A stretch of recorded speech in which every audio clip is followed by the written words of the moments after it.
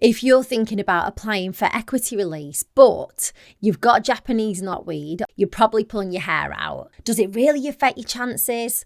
Well, it's a problem, but there are ways of dealing with it. You've probably heard about Japanese knotweed on the news. They call it the monster plant because this thing can grow several feet every single day, completely taking over properties. It sounds like something out of a sci-fi film, but unfortunately, it's very real. Now, not all the horror stories you hear are 100% accurate. Some of them are slightly exaggerated. The next important thing I want to let you know is how to spot it. So Japanese knotweed blooms in early summer and it flaunts its white flowers and green heart-shaped leaves, and the stem is hollow and looks a bit like bamboo. It can grow to heights of 12 feet or more if you don't deal with it. So if you see something that fits this description, you might want to take action quickly. This is exactly why equity release companies have an issue with Japanese knotweed.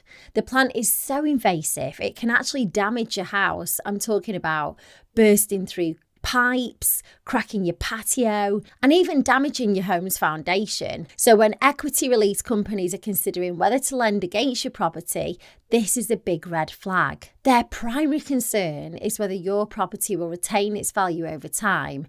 And let's be honest, a house with a garden full of Japanese knotweed isn't that appealing to future buyers. But it's not illegal to have Japanese knotweed on your property, although you are advised to control it. So let's talk about what you can do. You can cut it, you can burn it, or even use specific herbicides like glyphosate. But remember, don't throw it away in your green bin like all the normal weeds in your garden.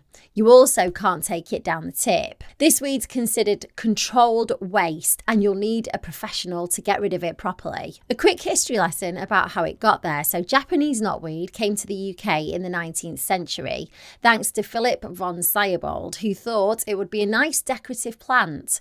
In his defence, it does look quite beautiful, but now this plant is causing havoc. It became so notorious that growing it intentionally in the wild is illegal under the Wildlife and Countryside Act of 1981. Now, this plant doesn't mess around. Even though it dies back in winter, its roots can extend several metres underground, sprouting back up in spring like it owns the place. You can find this weed growing just about anywhere along roadways, next to rivers, and even in abandoned areas. It thrives in countries with temperate climates like the UK and neighbouring countries like France and Belgium. So, you're not alone if you've got this problem. The reason some providers say no to equity release if you have Japanese knotweed is because these companies are making a long-term investment in your property to release some cash for you. They don't want to take on the risk of a declining asset.